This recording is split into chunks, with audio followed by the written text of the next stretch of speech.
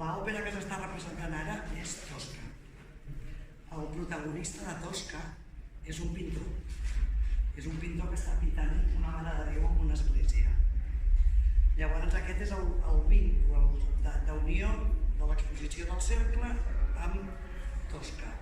Si agafem el protagonista de l'òpera com a protagonista de l'exposició, i aquesta vegada el lligam no és la pintura del que està pintat, sinó les persones que han pintat aquests quadres. O sigui, els temes no tenen cap lligam, sinó que el lligam és que tota la sèrie de pintors que participen en aquesta exposició són socis de mèrit del Real Cercle Artístic, que tenim un que ens acompanya. Gràcies. No sé si sabeu, tots sou del cercle? Suposo que ja sabeu que són els socis de mèrit. Sí, això no cal que us ho expliqui. Però per sort el cercle té un fons important, que a més estan ara arxivant, classificant, fotografiant. Té la veritat que una col·lecció maca i que a més es preocupen de bellugar, de fer exposicions fora, i que és important.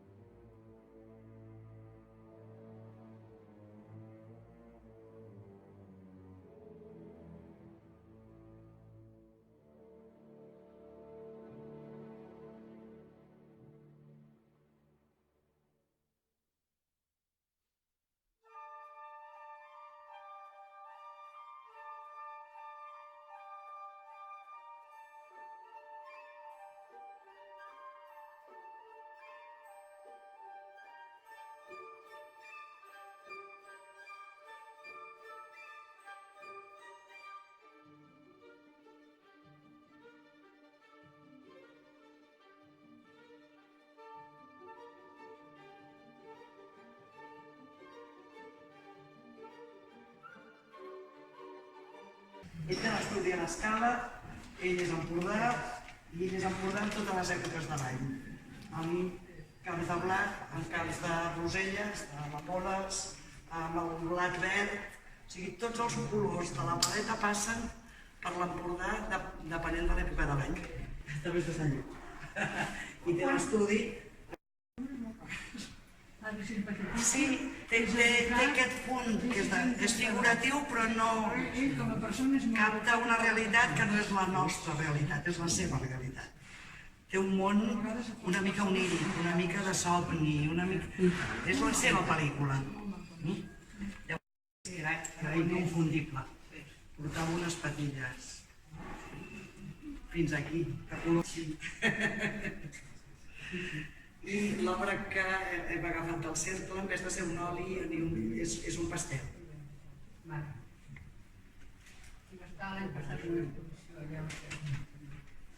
Jo diria que el venies penjat un passillo. Que sí?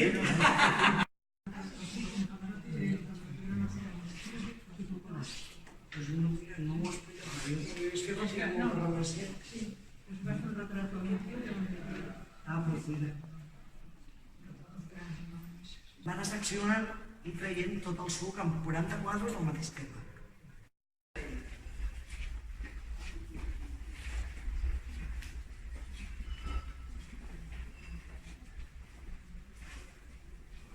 El Lluís Martí, el coneixeu? Té una estètica de tota aquesta línia més figurativa que vèiem, una línia més cap als violes, cap a aquesta figuració que era coexistent en la mateixa època. El llenguatge millor. T'arriba o no t'arriba? No hi ha més explicació. O sigui, ja hi ha els tècnics que avaluen si està... Agafeu el tren, aneu a Mollet, i aneu a veure el museu. Perquè és un museu petit i no et canses com col·leccionar tot. Hi ha col·lecció de bitllets de tramvia, d'entrades de toros, d'agulles de barret, de gerros, de copes de còctel i de pintura de tothom, de colors.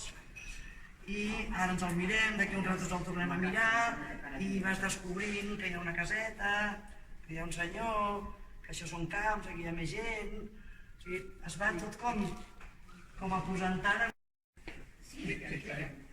No, m'explica una mica. Una miqueta de festiu, festiu d'aquella. Ja ho era, això. De quin any és el quadre? De quin any és el quadre? 72. 72? 70. Sí, És del 70, sí. Trompeta, globus... Una cosa festiva. Un paperet, sí, és una mica... una festa, no? Festa Major de Gràcia. Sí, perquè els elements... Li han interessat molt sempre la gent que no és guapa, no? I després, el que va saltar, no? O sigui, però primer s'ha de fer i després s'ha de desfer. Si no, no s'aguanta. S'ha de passar, sí, és un procés. És un procés. No, igual que diuen... Improvisar primer a tocar partícules. Sí, i no pots fer una truita si no trenques l'ou. Doncs és el mateix. Sí, és un procés que s'ha de fer, i amb la música, i la platja. Quan va començar a fer aquests temes, als finals de per l'exposició, sí. Sí. I aquesta és la Teresa Llàcer, que també encara és viva, és una senyora ja gran. Va ser alumne del Sant Vicenç. I això no és altres llocs positius. Al Mollet i a l'Hotel Miramar. Els que us han agradat més, tots no perquè no ho farem, però 2, 3, feu la foto perquè no us oblidi el nom i busqueu per internet imatges. I no estan al MANAC, no estan al MAC, no estan enlloc, no existeixen. I es mereixen un reconeixement. Aquesta senyora té que veure amb el Llàtzer, l'actor? No, perquè no és Llàtzer, és Llàcer. Ai, Teresa Llàcer.